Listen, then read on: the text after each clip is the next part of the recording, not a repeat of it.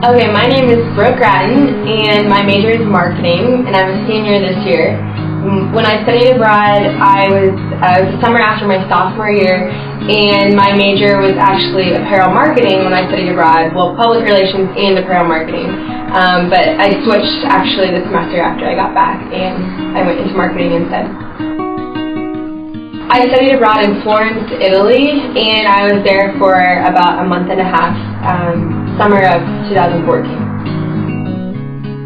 I chose the program for a few different reasons. First of all, I chose summer because I didn't think I could be abroad for a whole semester, even though that turned out really wrong. I wanted to stay longer. So I knew I wanted to go in the summer, and I had some friends that went to Italy the year before me, and they loved it, and it came back with all these fun stories, so I thought I would be interested in that.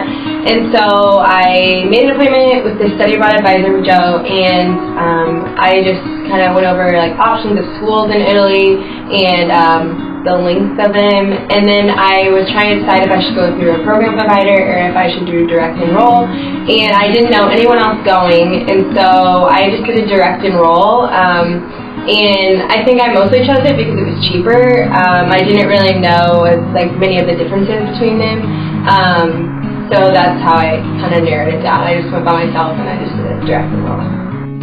I only took one class when I was abroad, and it was a buying principles class, so it kind of fit in with the apparel marketing route that I was going, and it actually helped me a lot because when I went into apparel marketing, I hadn't taken any classes in that major yet, but I knew that that's what I wanted to do when I graduated.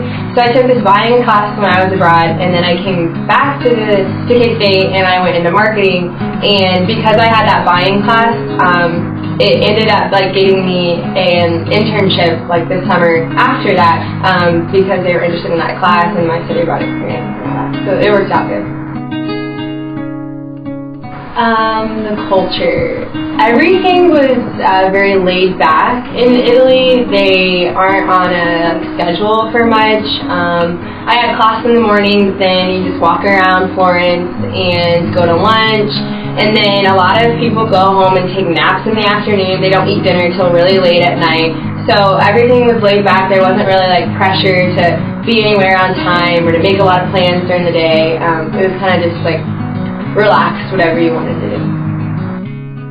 My favorite experience, very hard to narrow down. I think it would be, so when I was in Europe, it was the World Cup.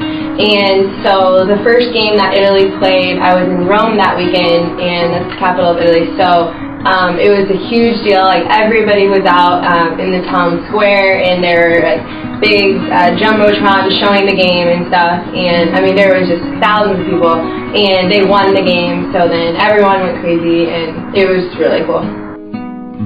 Yeah, I traveled every weekend, and then I did a little bit after that. I traveled to a few places in Italy. I went to Rome, Cinque Terre, and then I went to southern Italy, the Amalfi Coast, which was like Positano, Sorrento, Capri, and one other small coastal town.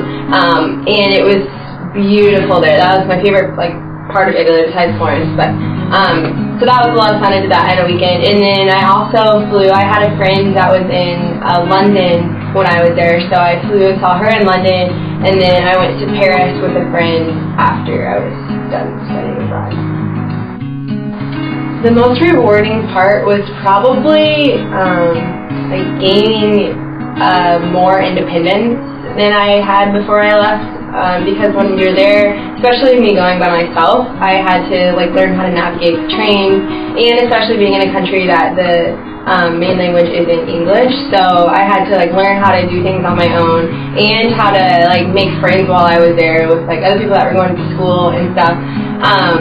So learning how to communicate and do things on my own and just not be so scared and everything. So I feel like it gave me a lot of more confidence, I think, when I got back, that I can do more things than I thought I could. A lot of people think that they can't, I thought I couldn't do it for a whole semester, but then when everyone comes back, they wish they would have been there longer. So I would say stay there as long as you can and to not be afraid to go by yourself. A lot of people want to go with a friend, and it would be a lot of fun, but none of my friends wanted to go, so I decided to go by myself, and it turned out to be even better. I think if I would have gone with a friend, I would have relied on them more and maybe not branched out as much as I did. So don't be afraid to go by yourself, go do something new. I mean, you have a lot of life ahead of you, so you should definitely try and experience new things while you can.